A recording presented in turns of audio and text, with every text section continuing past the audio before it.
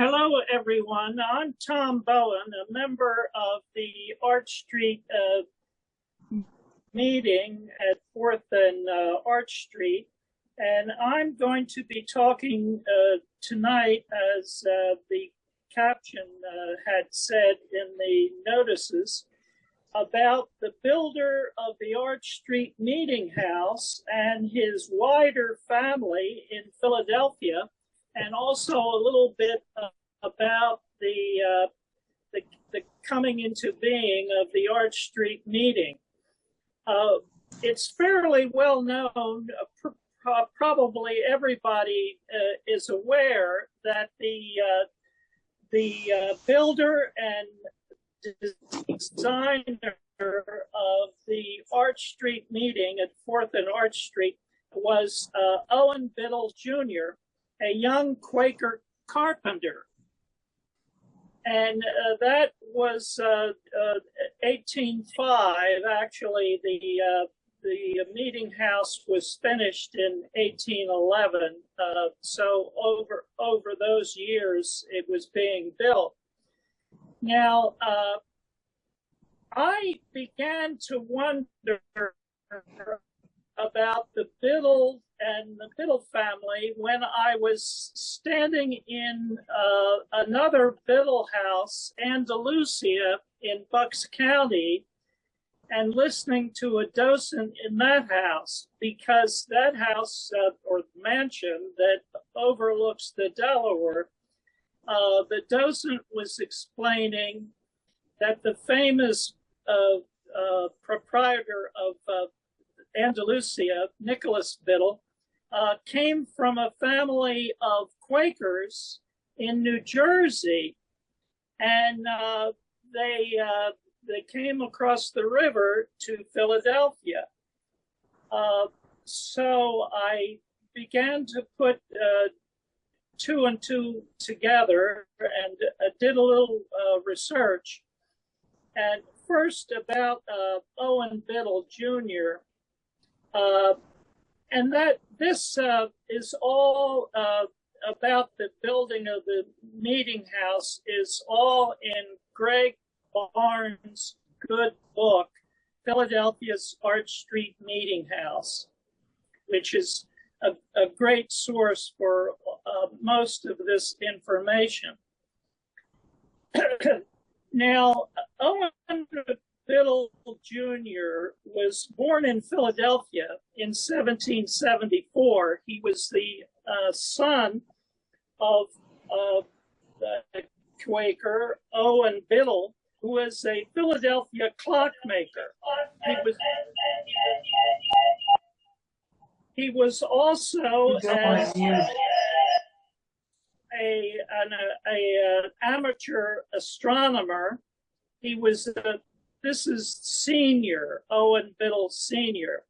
He was a member of the American Philosophical Society in Philadelphia, and before his death, that is to say, Senior, in 1799, he was also one of the founders of Westtown School in Chester County.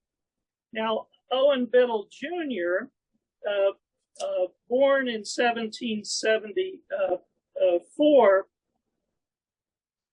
was the descendant of William and Sarah Biddle, originally of London. They were William and Sarah Biddle, who are important to this story, were born in London in the UK in 1633 and 1634, respectively. They were contemporaries of George Fox and William Penn, and they are the great-grandparents of Owen Biddle Sr.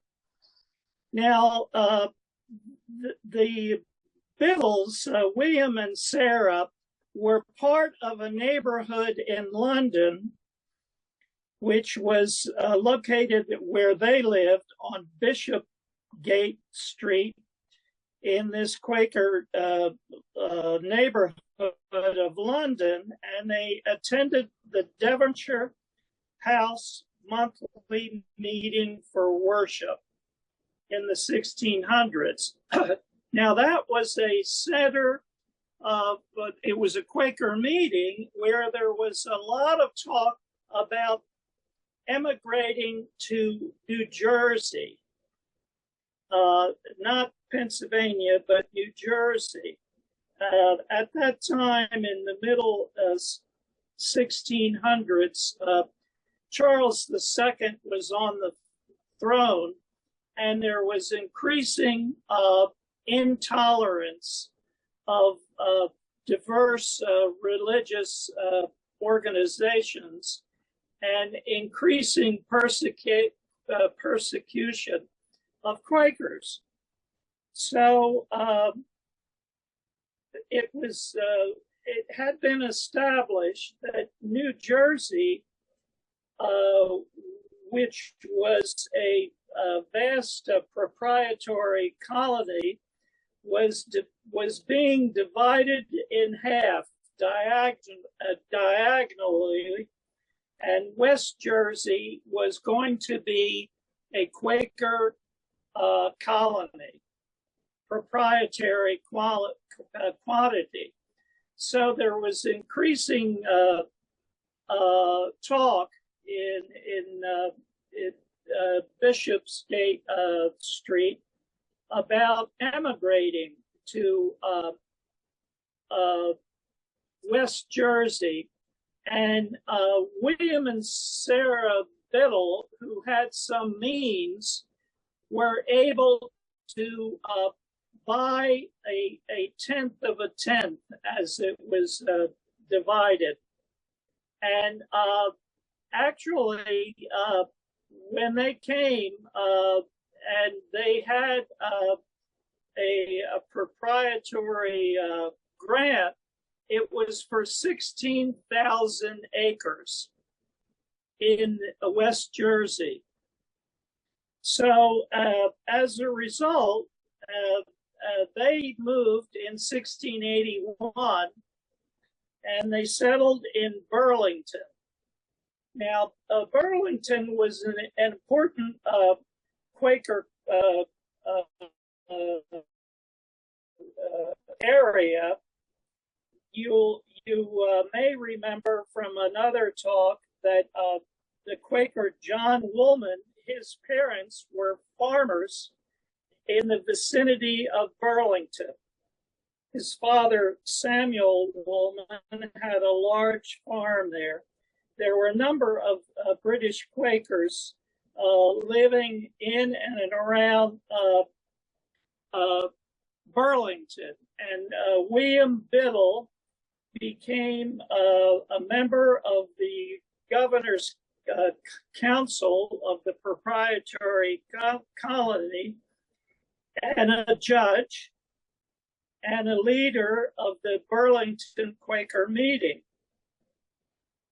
Now, William and Sarah Biddle, now living in Burlington, had two grandsons, William III and John, who moved to Philadelphia.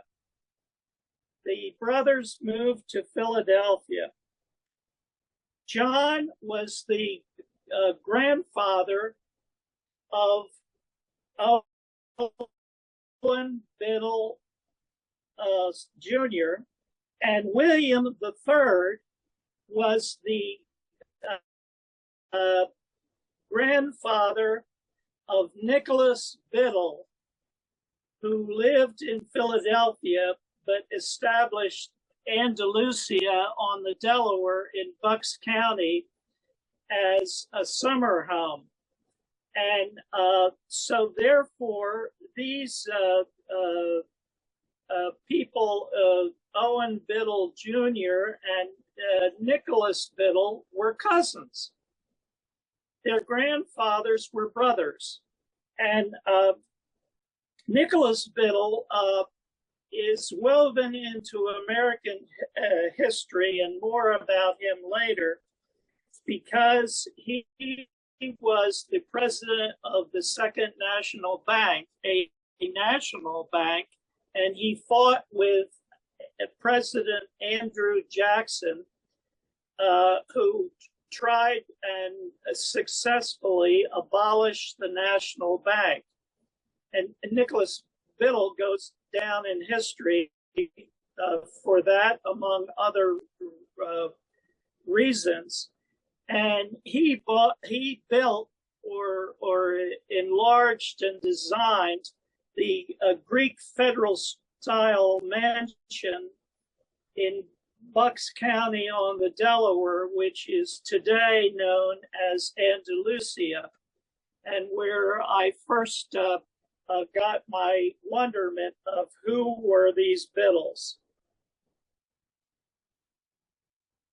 Now,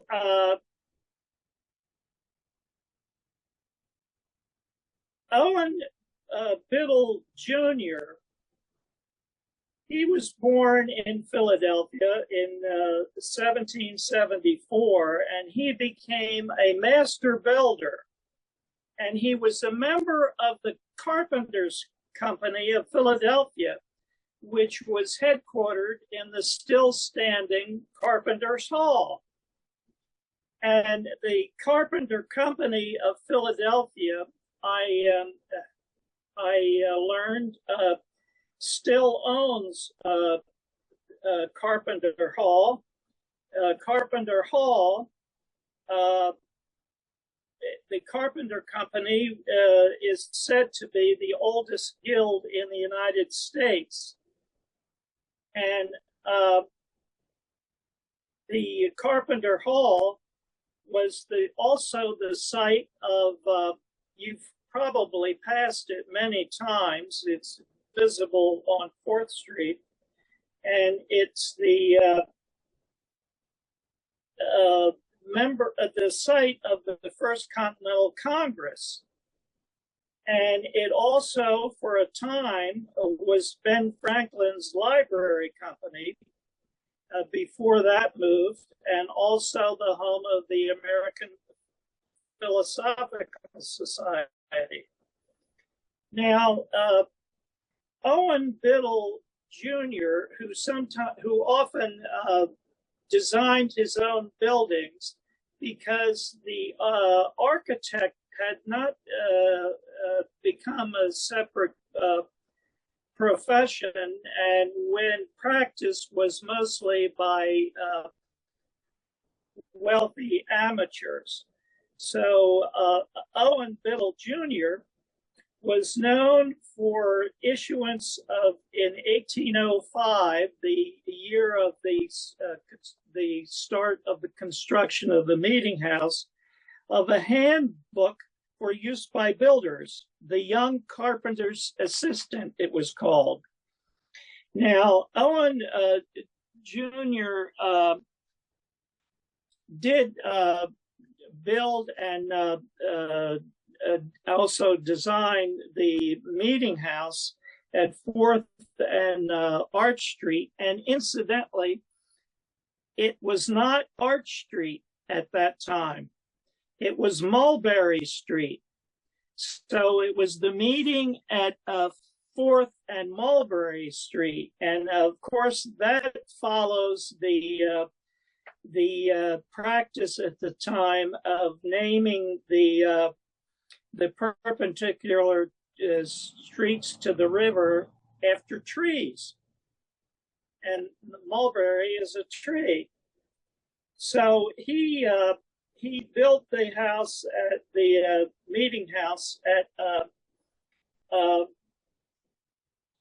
and Mulberry Streets. Now, Owen Jr., he was married, but the best records show that they had no children.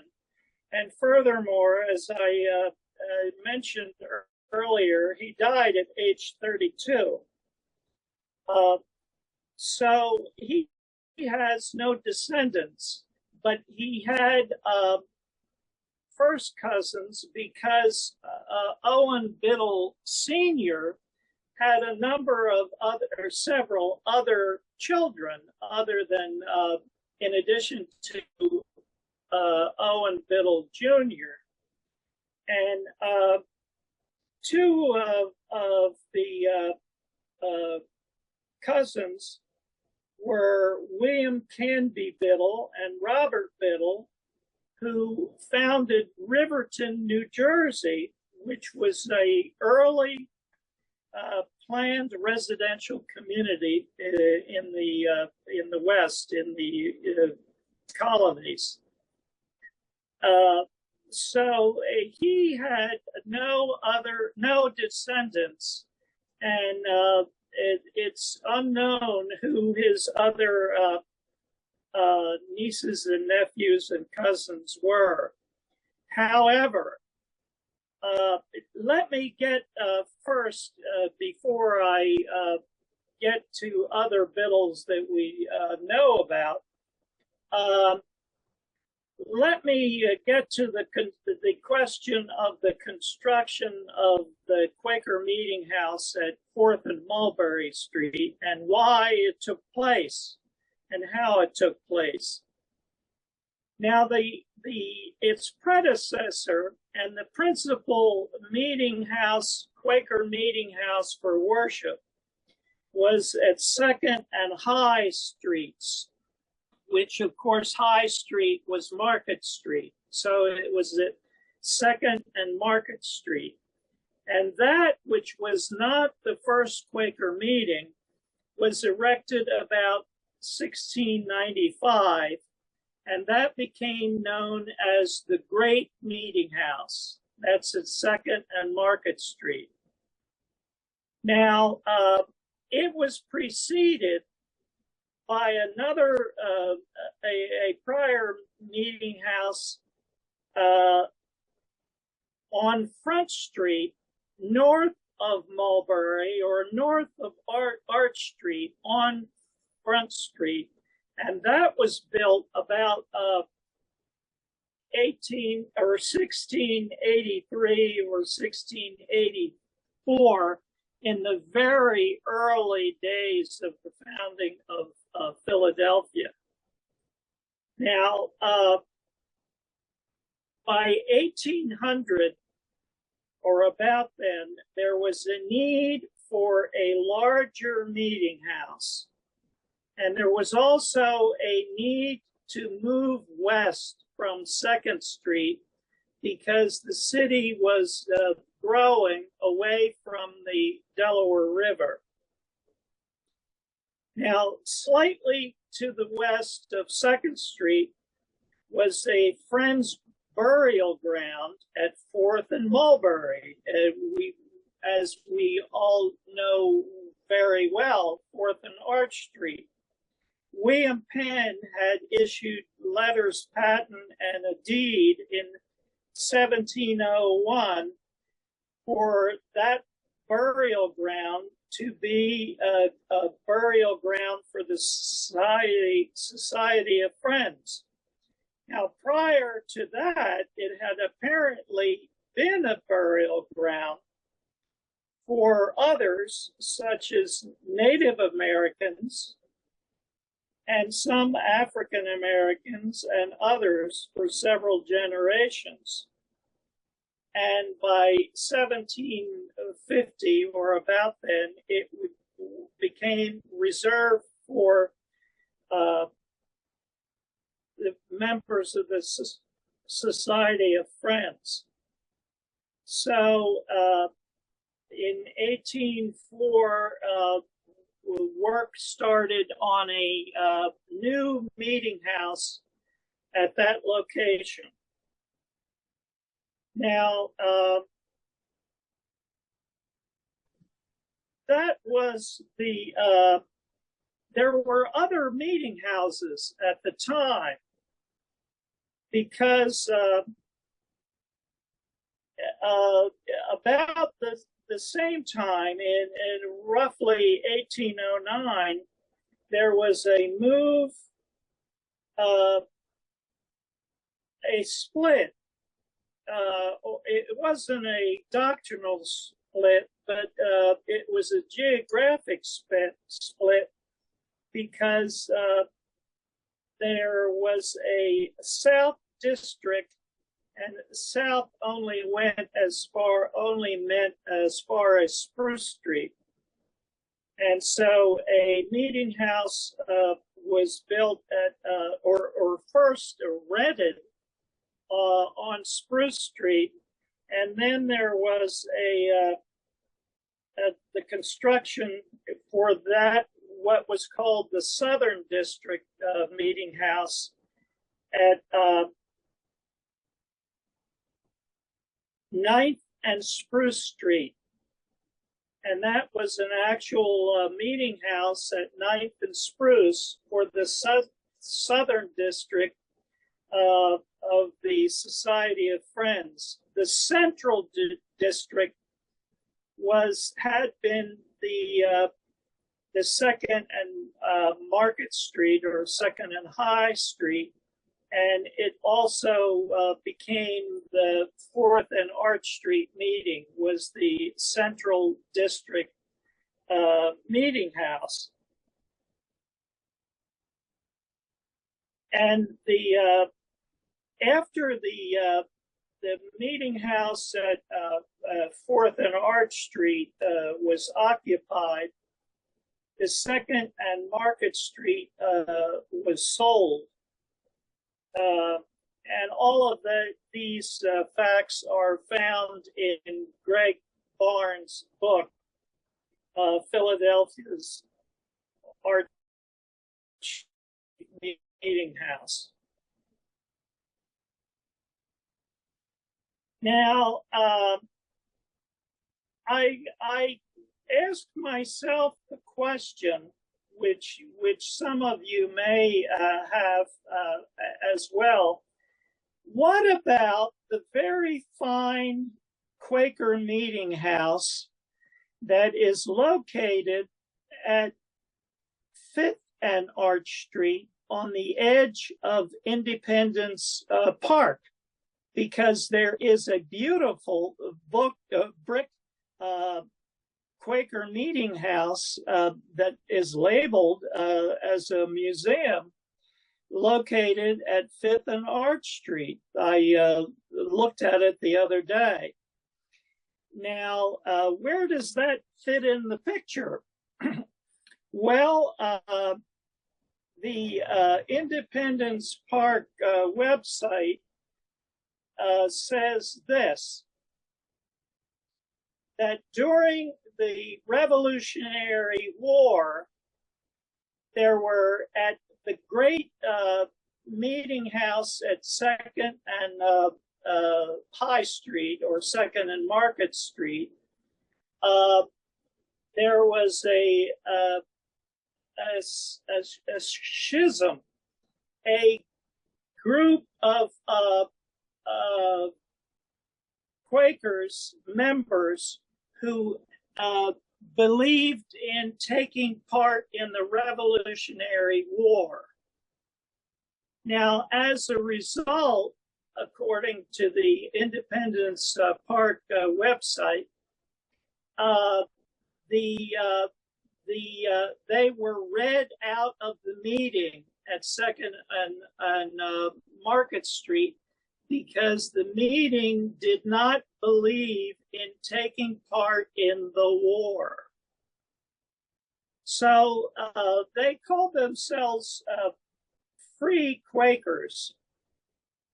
For what reason, I'm not quite sure. And eventually, in 1783, they built for themselves that meeting house at 5th and Arch Street, which stands and has a plaque as a Quaker meeting house. To me, that's bizarre, but it's part of the history. Now, Owen Biddle Jr., like his father, Owen Biddle Sr., was buried at 4th and Arch Street. And so there was a transition period. But remember that Owen Biddle Jr. Died in 1806, before the meeting house was absolutely completed. Now, the Central District Friends were looking for another burial ground, obviously. And after several failed attempts, they succeeded in establishing a new burial ground at 16th and 17th and Cherry Street, which would subsequently become the sites of Friends Select School and the Cherry Street Meeting House. So there seems to be a pattern of economically using land. Now, the Friends Select School, just by way of information, was erected in 1885, and the Cherry Street Meeting House was erected in 1856. So, and as we know, it was a meeting house for Hicksite Quakers. So it ceased being, that location ceased to be used as a burial ground as well. It seems to me that in this narratives, the Quakers were always looking for burial grounds and always using the ones they had.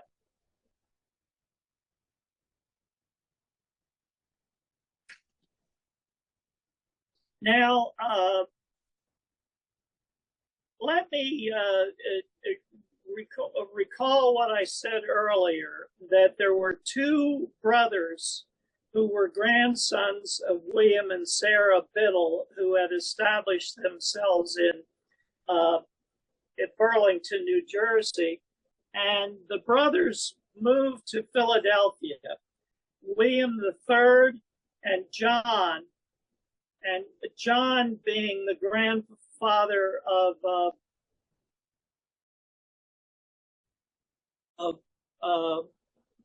William Owen Biddle Sr., and William III being the grandfather of Nicholas Biddle of the First National Bank. Now, Nicholas Biddle was born in 1786. He was always gifted.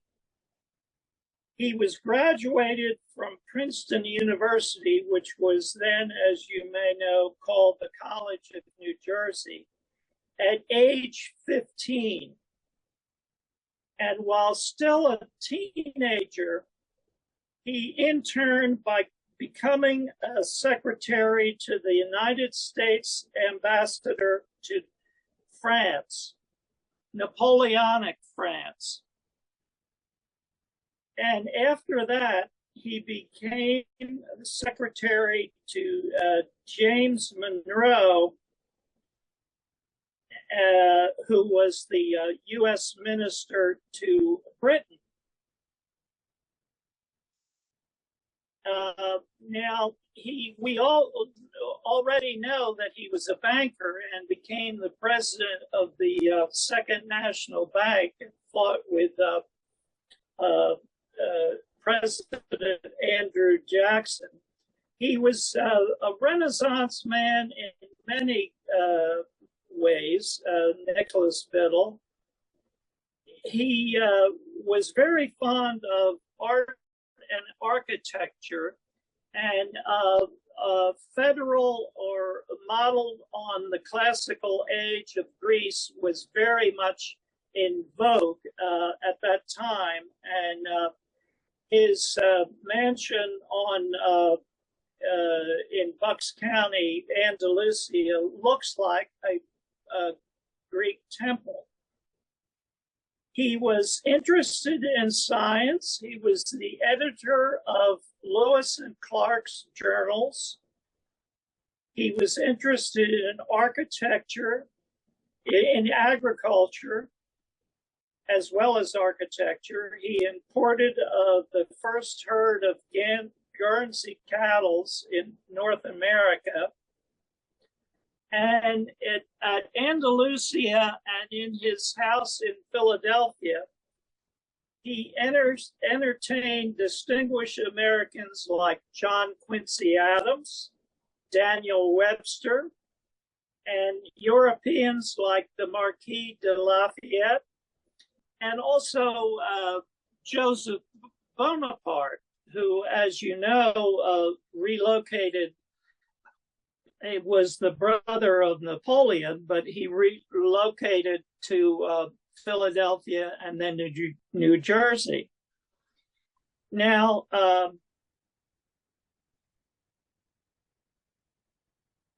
he had become a fan and acquainted with various members of the Bonaparte family while he was secretary to the minister to France. And if you tour Andalusia, which I recommend, you'll see portraits of Napoleon and full-length statues of Napoleon.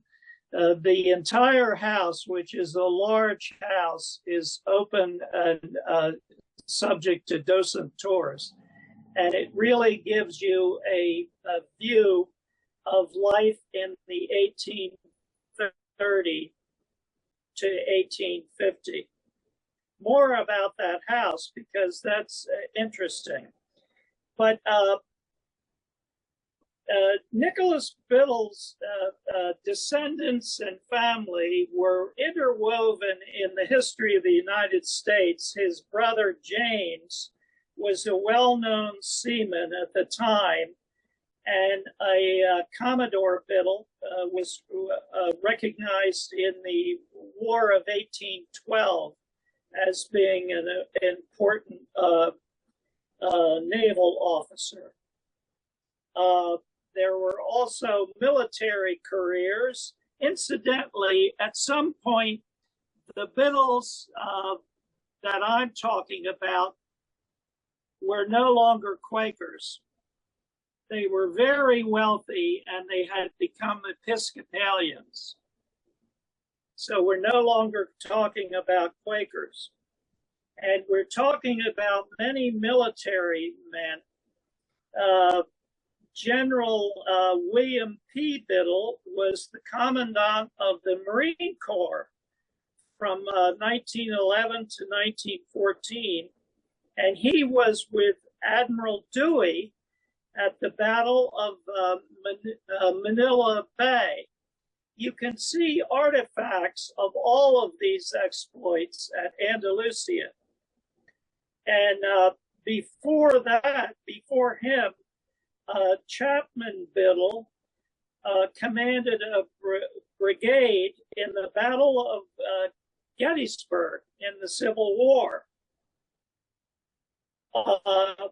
Most Biddles in that line became lawyers, and so did Chapman Biddle in his civilian life.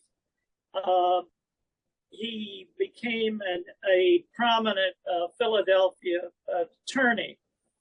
Now, a famous 20th century Biddle lawyer, and incidentally, the Biddle family continued to live and have their home at Andalusia until 1973. It was modernized for function, but it was completely furnished as it is today. It's open to the public in its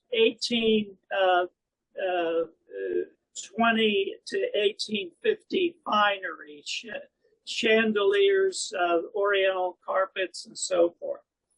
Now, a 20th century Biddle, who was a lawyer, was Francis B. Biddle, which may strike a note of familiarity.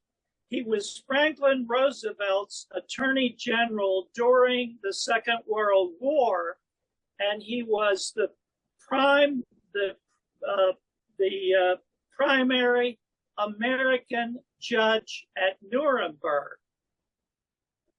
So that was Francis Biddle.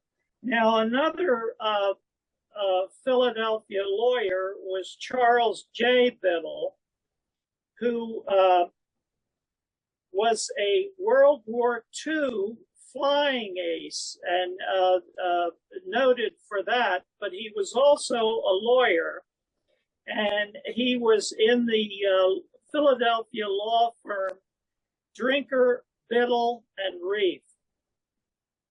He lived until 1972, and he, with his wife, Catherine, continued to live in Andalusia. He worked with William T. Coleman, an African-American lawyer, to desegregate Girard College as part of the civil rights movement. That was Charles Biddle. Their son, James Biddle, turned Andalusia into a foundation and a museum. And it is there that you can find, as well as a number of books. And incidentally, it was there that I bought a book written by written in 2012 by a Biddle who is a physician, C. Middle Biddle. And this book, which I bought at Andalusia, is William and Sarah Biddle, 1633-1711, Planting a Seed of Democracy in America. So that comes full circle of when I first was wondering about the Biddles.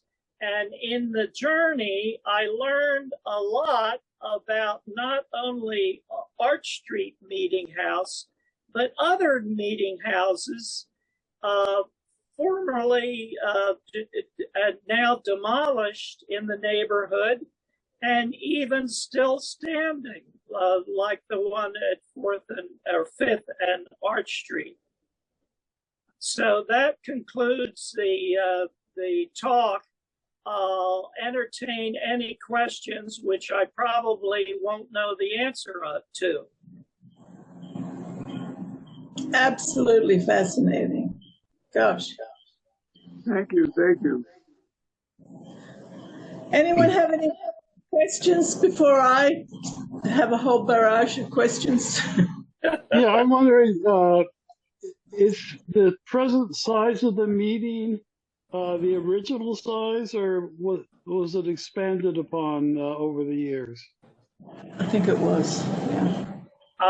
I don't know the answer to that. I'm not enough of an Arch Street Meeting historian. Okay. I believe it was. And I believe Tom Unkefer had something to do with that. That's what I heard. Yeah. Well, of course, it was expanded under Tom Unkefer's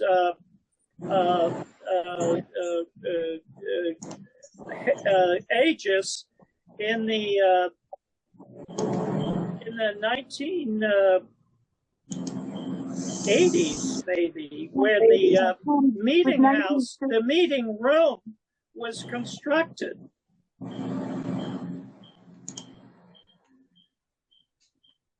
Yeah, I mean, it was whatever they did, it's not quite obvious what was built. But I understand originally they had the women's meeting room and the men's meeting room. And then the window into the reception room, that was an outside window. I'm not quite sure how they did it. It was very clever. Whatever they did, it was very, very clever. Well, someone may enlighten me on this. When I read about the Second and Arch Street meeting, Second and High Street, Second and Market Street meeting, at that time in those early days, it was said that women and men worshiped together, but had separate meetings for business. Okay. And I don't really know how true that is. But the meeting outgrew the Great Street meeting on 2nd and Market Street, and they needed a larger space.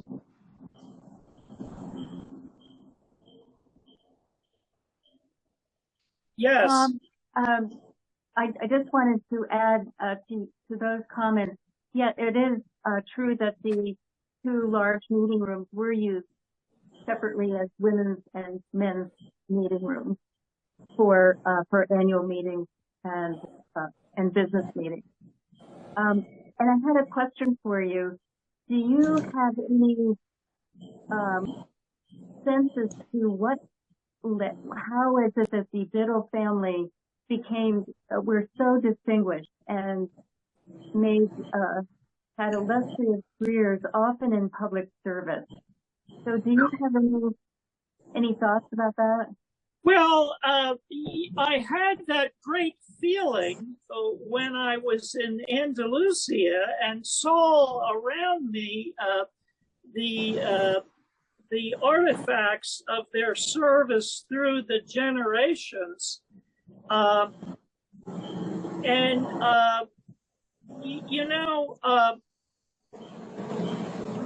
think Quakers who were established in England usually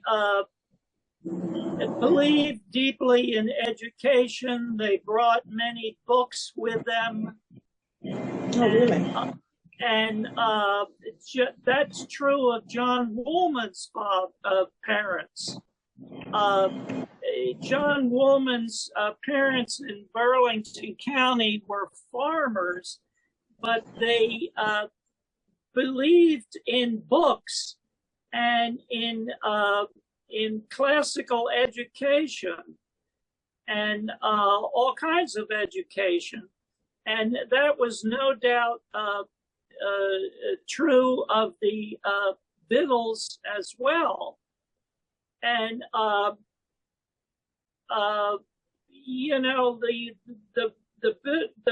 Biddles of Andalusia also had the Midas touch, that they could preserve and pursue education and books and travel and so forth, and so it seemed to me that they poured all of this into the heads of the succeeding generations.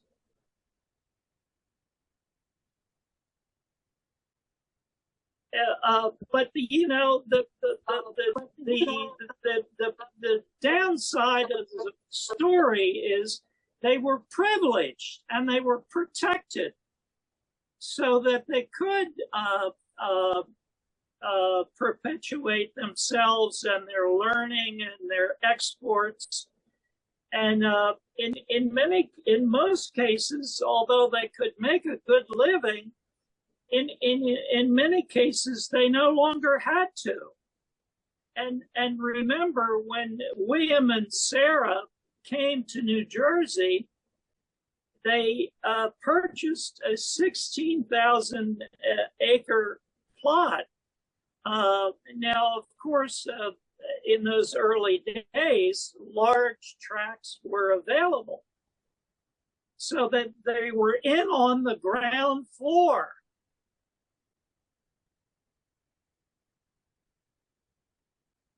You know, and so if you look at it, you can look at it from the dark side, that they were in on the ground floor, and they were protected by privilege.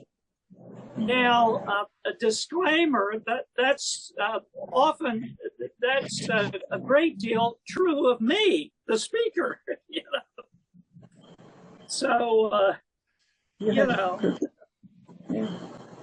it's not. I always said, you know, it's not a question of greater intellect. It's luck and timing. So forgive me for this this speech, but that's the answer to your question, I guess. Yeah. Well, Hey, Tom. Yeah, it's interesting. I'm descended from the Tooth family, who was given, they were given 4,300 acres, some enormous number of acres in Australia in 1820. And I figured, and they had a brewing company, and they ended up being really wealthy. And I figured out the reason they were wealthy is possibly largely why the Biddles were wealthy. Was they were selling the land off. I mean, once they were given the land, and then when everyone else started showing up, they could start dividing the land and selling it off. And that's very likely what the early Quakers did too, including the Biddles. Yeah, yeah. There was a germ of belief in public service. Oh, in the Tooths too. I mean, they all stood for Parliament, and they did all kinds of things. Oh, there's no question about that in my family too. But when you're talking about the Biddles in London, you know, my mother's ancestors were Quakers in Ireland, and they followed a soldier, Thomas Edmondson, who was a disciple of James Naylor, and he went to he went to Northern Ireland, and I have no idea what they did, what happened, except I mean, they were all involved in the linen industry, because that was what they could do without being taxed by the British, and there was an enormous need for linen. So, but that's all I know. So, I mean, here you're talking about the Biddles, and I'm thinking, why do I not know what happened to my family in Ireland? Yeah. Any other questions? Yeah. Hey, Tom, I have a question for you, Tom. Yeah. And I have a comment and a question. One of my comments is I remember seeing I think it was in the Inquirer years ago, that the Free Quaker Meeting House, I think one day a year, the descendants hold a meeting there. I'm not sure if that's true. Oh, that's interesting. That is true? I don't know. That would be interesting. Yeah. And the other thing is, did the Biddle have any building, any of the building of the Free Quaker Meeting House? Did he participate in that, Biddle? Oh, no. And it's a different kind of design, but I'm glad you asked that question, as the politicians say, because Owen Biddle Jr., also using an architect, an amateur architect, built the first Pennsylvania Academy of Fine Arts, and it was located at 10th and Chestnut Street, and it was a classical design, square design. And Owen Biddle Jr., who built the meeting house, also built the first Pennsylvania Academy of Fine Arts at that location, 10th and Chestnut Street. And he also built substantial private homes in the Society Hill area. And it is said that some of them are still, or one or more, are still standing. I don't know. That I don't know. And but he was. They were all in the Greek style? I mean, did he build everything in the Greek style? I have no idea. I have a comment, if I may. Yeah. I thought it was a fantastic talk. It covered a lot of subjects. And yes, the pre-Quaker meeting house is open once a year for Quakers, the original families. Whether they participate, I don't know for sure. I know at one time they had, but it's continued. I don't know for sure. A National Park Service would know because they'd have to open it up. One question I have is, what is the connection with the Biddle family of the electrical fame and industrial fame, which comes more towards the end of the 19th century? Well, I've asked people in Andalusia and others, and no one's too sure of the exact lineage.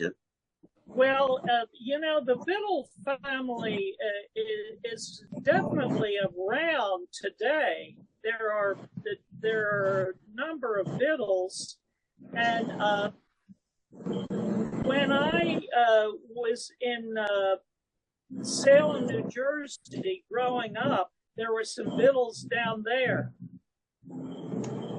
and I think they were. Rather poor relations of the Philadelphia Biddles. So there are a lot of Biddles around. There's a young woman who is associated with Andalusia and gives talks, and she is a Biddle, and her name is Biddle. There are a number of them still around. But unfortunately, not from Owen Biddle Jr., who had no children. Yeah, my understanding is the Biddles had a lot of children over the years, all the different branches, but not everything. And yeah. Owen seems to be one of the few that stopped, and obviously died rather young too. Yeah. Do we know what he died of? No, I have no idea, and my sources never mention. But he was quite accomplished in his lifetime in his field, and recognized in Philadelphia. I wonder if there's more records in the archives of the Carpenters Company that might have more information on some of the stuff that have not been digitized yet. Maybe, yeah. Well, I'm going to sign off, and I'm glad for all of the participants that we had